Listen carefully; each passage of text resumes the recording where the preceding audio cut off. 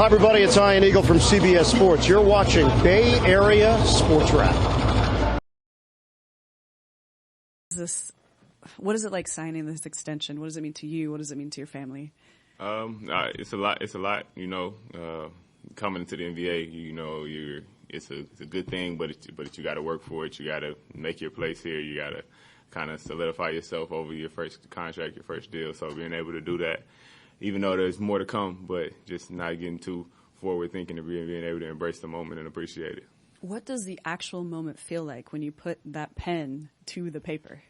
Yeah, that moment is still right now. Kind of, I did it a couple minutes ago, but just in the NBA, things change so fast. In this world, things change so fast. So even though you something is probably going to happen, or then it's never solidified until it actually does. So being able to put the pen to paper is that solidifying moment.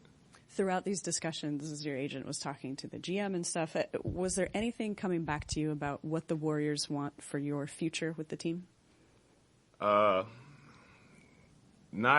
necessarily word for word, but I mean, actions speak louder than words. So kind of just amongst the growth, evolution, conversation, different things.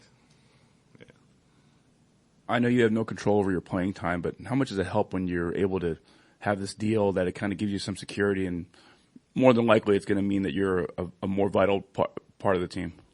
Yeah, it's good. It's good in the sense, just separating the two. Being able to go through an NBA season, the highs and lows of it, having some security, having that feeling more than anything is definitely a good feeling to have, some good security to have. But, the season will go how it does. Moses, you're an extremely level-headed person and always just very composed with yourself. How have you been able to navigate, some inconsistencies just with maybe playing time or opportunity over the last 3 years where you really do feel comfortable investing in your future with this organization?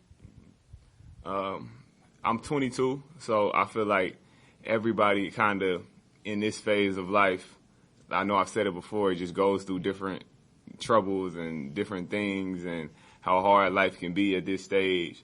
So realizing that I'm not the only one going through the highs and lows and inconsistencies and things like that, it's that time of life for me, for everybody. So that helps me stay level-headed with it.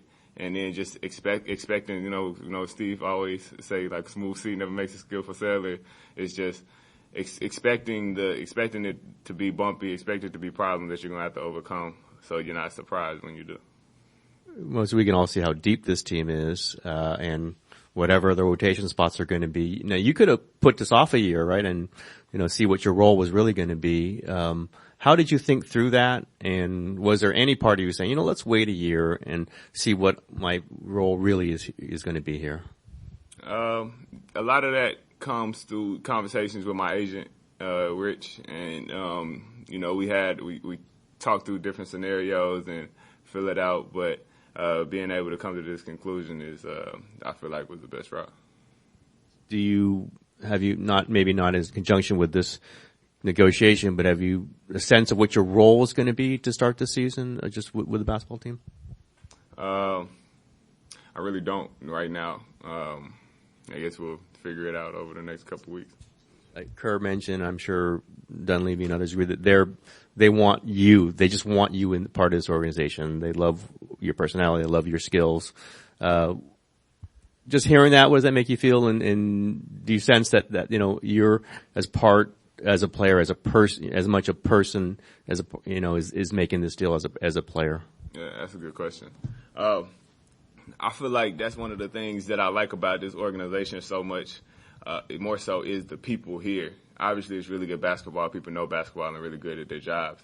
But just individually, a lot of the people here are really good people. And I was talking to Yusuf, Steph's security guard, my rookie year, and I was asking him, I forgot the question I asked him, but it was just like on the advice tip or something like, what's something that you look for in life that you want? And one of the things he was saying was, I want to be respected by the people that I respect. And that really stuck with me because, you know, you want people to like you. You want to be respected by everybody. But then what about the people you don't like? You're going to be different so they can respect you. But the people that you respect, for them to see you and have that real recognized, real type of interaction is something that I take a lot of, that I put a lot of weight behind. So to answer your question, those people like Steve and Mike, Steph, Dre, like guys that I really think highly of outside of their profession, for them to have those feelings, to have those things to say about me is really cool.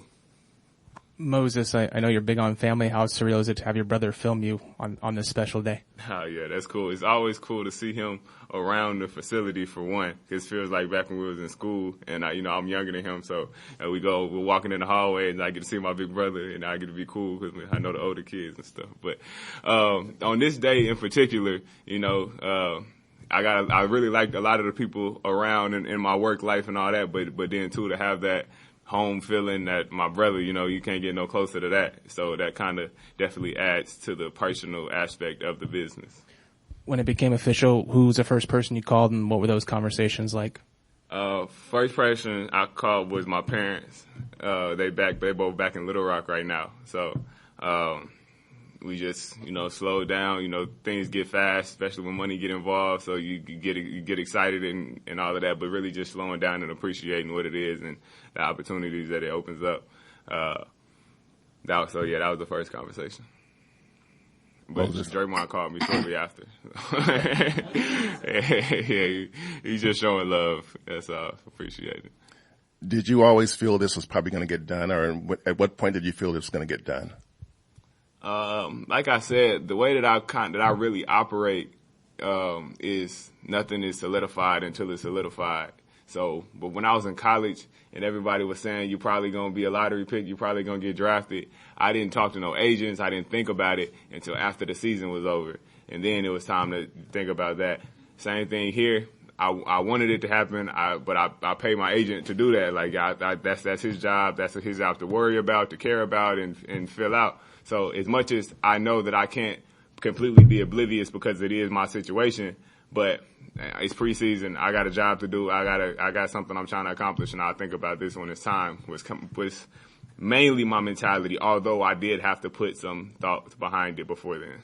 The way you played, it didn't look like you were concerned about anything. You just went there and balled. But what's training camp been like for you? And I mean, did you come in with a specific mindset, a specific mentality, and how that play out for you over the course of these past 3 weeks? Clay had said something to me a while ago talking about shooting. He was saying you see it with all the other sports, and like he talks to other guys, and shooting is like what they say about their professions. You can't try 100%. You got to try like 80%, and then the rest of it, like, be free and kind of relax and have that feeling to it. So as much of a high pressure situation as it could have been, I'm impressed with my ability to not allow it to be, more so just saying it is what it is, and it's going to happen how it's supposed to. So This is ESPN radio announcer Mark Kestisher for Bay Area Sports Wrap. Please give us a like and subscribe to our YouTube channel.